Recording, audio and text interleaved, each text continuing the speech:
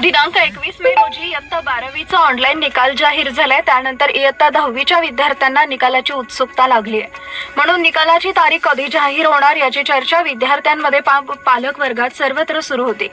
आज रोजी महाराष्ट्र राज्य शिक्षण मंडळाने इयत्ता 10वीच्या निकालाबाबत तारीख जाहीर केली आहे। महाराष्ट्र राज्य माध्यमिक व उच्च माध्यमिक शिक्षण मंडळातर्फे मार्च महिन्यात इयत्ता 10वीच्या बोर्डाची परीक्षा घेण्यात आली होती। त्या परीक्षेचा निकाल सोमवार दिनांक 27 मे रोजी दुपारी 1 वाजता ऑनलाईन जाहीर करण्यात येणार असल्याची माहिती देण्यात आली आहे।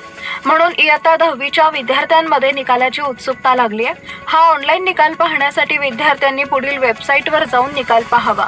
https://mahasscboard.in MR आणि https://ssresult.mkcl.org या